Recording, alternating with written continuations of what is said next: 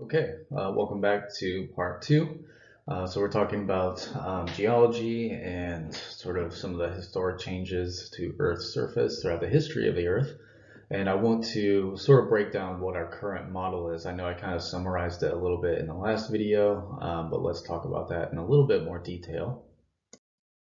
So you saw the diagram, and we saw where sort of magma is being pushed up and pushing these plates apart from each other and causing seafloor spreading. There's sort of three potential forces that go along with the movement of the continental plates on Earth's surface and the ocean plates. And so one is ridge push, and so as magma makes its way towards the surface here you get these oceanic plates being pushed apart from each other. That force, basically that upward and outward, is part of ridge push. That sort of feeds into the second force, which is mantle drag. So mantle drag is sort of the the lateral dragging force that's propelling or pulling the mantle apart from each other, and you get these friction forces that occur when the oceanic plates are sliding along the continental plates and things like that. So you have ridge push that leads into mantle drag. And then when the plates meet one another, so here you can see the third force, which is slab pull. Here the oceanic plate is meeting the continental plate here. And if you remember, we said the oceanic plates are heavier than the continental plate, so it's sliding beneath it, and you get this slab pull that's pulling that plate back down towards the interior. And so it slides underneath it, and the continental plate is sort of pushed up. And so you get some subduction zones and trenches and things like that that happen in those locations. And so those are the three forces. You have ridge push, mantle drag, and slab pull that are happening to varying degrees. And I think there's still, research is still looking at, to what effect does one have over the other during certain locations and things like that. So these are still relatively new, but those are the three general forces that are at play within our current understanding of how these things are moving around. And there's seven recognized tectonic macroplates, and I'm not expecting you to memorize these, but just so you can sort of get an idea of the distribution. There they are globally, and what you tend to have is these zones of movement around the borders of these plates. So you can get subduction zones where things are sort of sliding around and beneath and over top each other, and you can get spreading zones and strike slip faults where things are sort of shearing in different directions. So you get those various sorts of movement zones around the borders of the different macro plates.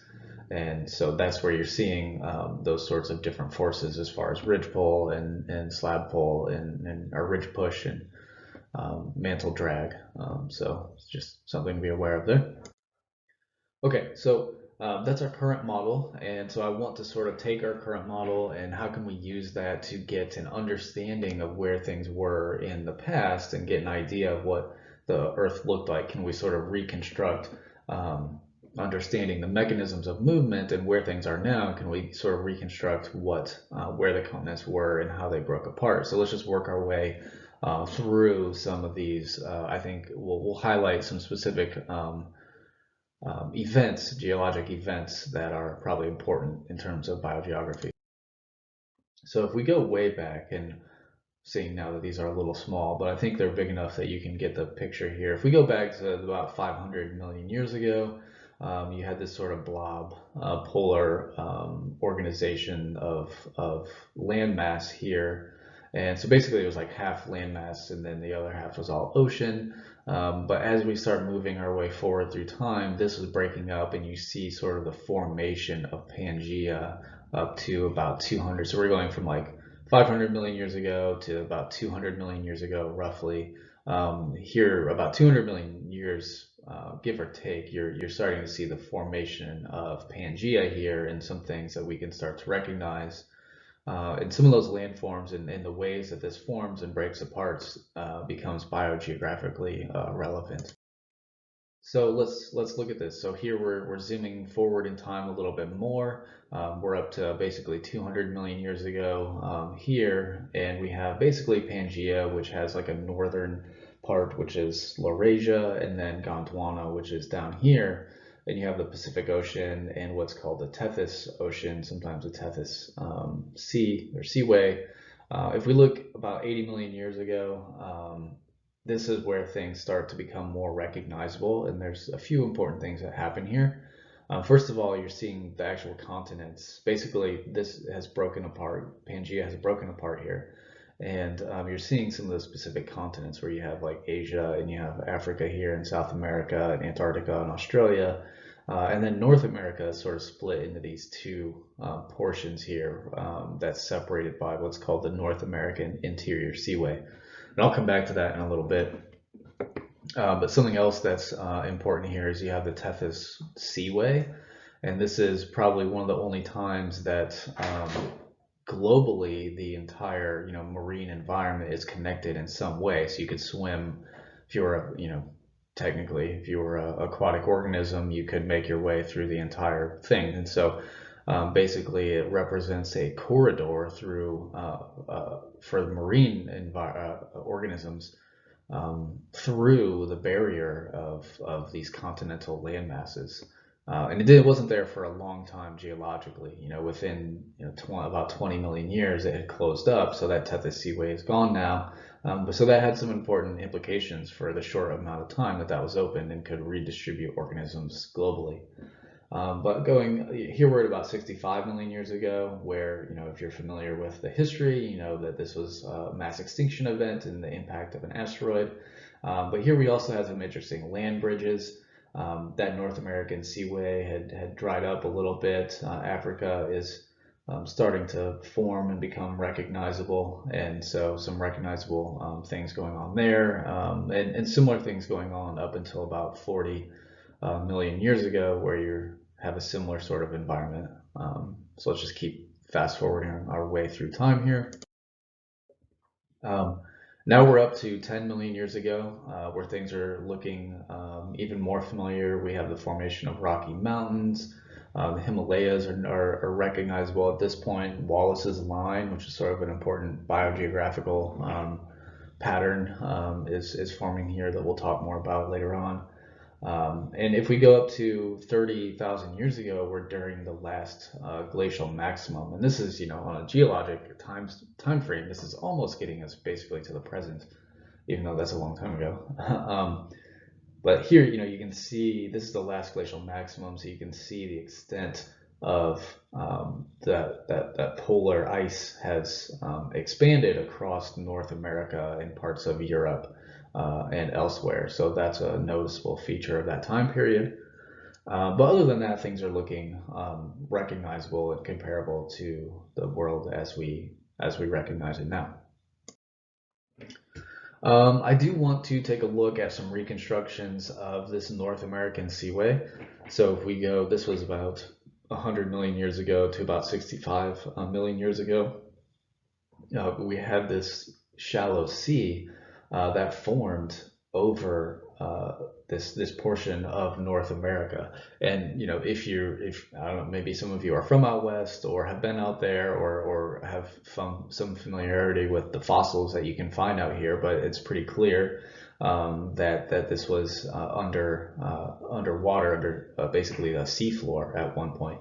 It was a shallow sea. It wasn't really anything comparable to the major oceans, but it was a marine sea-like environment, and so you can find the fossils of those organisms. But it didn't stick around very long on a geologic timescale. So by 75 million years ago, sea levels were starting to recede, and you're starting to see this dry up. And 65 million years ago, you're seeing again only really remnants of what it was.